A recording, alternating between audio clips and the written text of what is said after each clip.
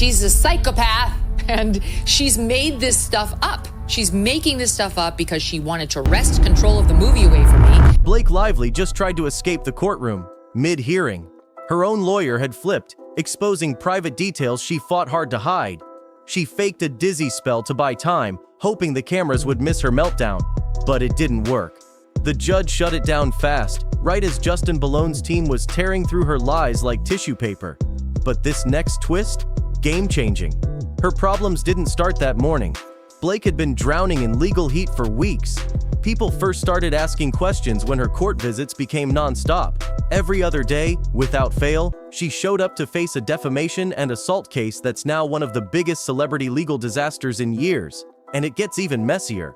This wasn't some casual lawsuit. It was a legal war against actor-director Justin Balone, and every session was a battlefield. Both sides came armed with paperwork, accusations, and bombshells. Jury, that if there's, reasonable doubt created as to one allegation, while we might not be able to disprove the others, it shows what's going on here, that the person was caught in a lie. They're willing to manufacture allegations, at least as it relates to some things. And so you can disregard her entire testimony. So yes, I think this is colossal. Blake was glued to her legal team from the minute she walked in, whispering behind folders, trying to look calm. But everyone saw the panic. And then came the bombshell. By week 2, the mask started cracking. Blake, who always looked polished and in control, couldn't hold it together anymore. She slouched in her chair. Her voice snapped during sidebar talks. Her lawyer? Struggling. The entire defense looked like they were spinning in circles. This is where it all falls apart. Justin's team hit them hard. They dropped a motion to introduce sealed evidence, privately, behind closed doors. But here's where the panic exploded. They said it could destroy her case. One file. That's all it took to send Blake's side into chaos. Just wait until you hear this part. The room changed. Blake's lawyer scrambled, court staff grew tense, and Blake? She stormed out of the courthouse with her head down, pushing past reporters like they didn't exist. One journalist later said the courtroom went from tense to full-on meltdown. The real chaos starts here. We are so back. Big news. Blake Lively has abandoned 2 of the claims against him, the claims that are pertaining to infliction of emotional distress, which means we are close, ladies and gentlemen. We are inching ever closer to the inevitable end of this lawsuit, because that solitary allegation, right, the emotional distress, infliction of emotional distress, was perhaps the most consistent claim of her entire suit. Was it a recording? A private video? Hidden financials? Whatever was inside that sealed file, it rocked the room. Even Justin Ballone's attorneys looked stunned. Blake reportedly skipped a scheduled call with her management team that night and demanded an emergency legal meeting instead. Brace yourself for this one. But before that crisis could even cool off, another disaster came crashing in, from Blake's own past. Just as courtroom pressure peaked, prosecutors introduced unsealed HR documents from her failed lifestyle brand, Preserve. And what they showed left the jury speechless. It spirals from here. One file detailed a violent outburst where Blake allegedly threw a wine glass at a female employee. It happened during a private feedback session where the woman criticized Blake's leadership. In response, Blake launched a glass across the room. It shattered.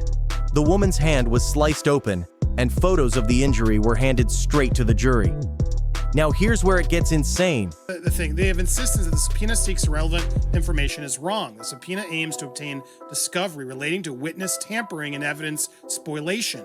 Specifically, the Wayfair Parties Council are informed and believe, based on information from a source who is highly likely to have reliable information, that Miss Lively requested that Taylor Swift delete their text messages. There were timestamps, there were medical records, there were written HR notes made just minutes after it happened. This wasn't a rumor. It was documented and archived. Prosecutors said this wasn't ancient history. It was a clear pattern of behavior. But this next twist? Game-changing. They didn't hold back. They called it intimidation, plain and simple. They told the jury that Blake had a history of exploding when someone pushed back. She didn't just snap, she punished. She tried to erase anyone who challenged her power. Here's where the truth hits hard. The jury couldn't unsee it. Blake's courtroom breakdowns, her media manipulation, even her fake fainting spell. They suddenly fit a disturbing pattern. Pressure builds, criticism comes, and Blake, she explodes, and then total chaos. And I let her to a large extent, but not to the extent she wanted. And ultimately, she did get control of the movie and then tried to ruin my life. So that's kind of where it is. Cross suits. He sued the New York Times for defamation too, because they wrote a very sympathetic article about her and what a victim she is. Well, how many times can someone blame pressure before it stops being an excuse and starts being who they really are? To make it crystal clear, the prosecution brought in a former assistant from Blake's Preserve brand. This was someone who had never spoken, until now. And what they said left the courtroom in stunned silence. But then everything changed. This assistant described Blake as explosive and cruel behind closed doors. They shared moments where she went into full screaming fits over tiny problems. But the moment that froze the room, the assistant claimed Blake once muttered, "If they push me, I'll push back harder." Glass breaks, so do people. Not a joke, not a metaphor, a threat. This part left everyone stunned. When someone tells you who they are, how many times do you need to hear it before you finally believe them? Blake's team scrambled. They said the Preserve drama had nothing to do with Justin Ballone's case. They called it a distraction, but the judge wasn't buying it, and the testimony stayed in. Here's where the mask falls off. The prosecution didn't stop there. They painted a full picture of Blake lively, two-faced, manipulative, and dangerous. Calm on camera, but cruel in private. Charming in interviews, but scary behind the scenes. The jury couldn't look away. It turns darker from here. Ladies and gentlemen, take your fucking seats. This is not a drill. The It Never Ends saga is seemingly now coming to an end, and it ends with Taylor fucking Swift. Suddenly, old clips from Blake's past started flooding back, this time with new meaning. She once joked about throwing a candle at someone's desk. It missed. Barely, she laughed. That clip used to get chuckles. Now it was being replayed frame by frame with captions, and no one was laughing. But things were about to explode. Fans who once adored her brand were now wondering what it had really covered up. Her soft image, her smile, her calm voice, was all of it fake? The courtroom felt like it was splitting in half. Who Blake pretended to be, and who she really was. And then came the bombshell. That's when it happened. A sealed piece of evidence finally went public. The moment the judge accepted it for review, Blake's entire body changed. She went pale. She grabbed the table. Her hands were shaking. She wasn't acting now. She was unraveling, live and unfiltered. This is where it all falls apart. this is how Brian Friedman and Justin Baldoni are going to win this case. You don't have to take all 20 of her allegations. Pick your top 4, right? And show. You don't have to take Baldoni's word on the birth scene. Listen to Adam Monshine, who is telling you he was there. And by the way, here are the raw film outtakes from the whole thing, where you can see she is wearing black shorts. She does not have just a thin piece of fabric separating her genitalia from everybody there. She froze, completely still, then leaned toward her lead attorney, whispering with growing panic. Her hands clutched her stomach, her body hunched, and her eyes locked on the exit. She mumbled that she felt faint and tried to stand, but the judge wasn't having it. He snapped at her to sit down and stay put, and it gets even messier. What was so damning that Blake tried to physically escape the courtroom? A court clerk later confirmed what everyone already suspected. Her lawyer had just told the judge that Blake was panicking over surprise evidence being admitted. But the judge didn't care. No break, no mercy. She had to sit there and face it. This part left everyone stunned. From that moment on, Blake was a wreck. Witnesses saw her wiping her face, blinking too fast, barely speaking. Her poise? Gone. Legal experts called it one of the most embarrassing meltdowns by any celebrity on record. It wasn't a health scare. It was a retreat, caught in full view. But it didn't end there. During a short recess, Blake tried again, this time sneakier. She stood up with her assistant and moved slowly toward the door. But security was ready. 2 guards stepped in front of the exit and blocked her path. Her lawyer, clearly rattled, whispered, "Please, not right now," and pulled her back. Things went downhill fast. legal services to her attorneys being on the board smells like a rotten paper trail. 14 organizations today filed this joint request to basically be an expert witness in this phase of the trial.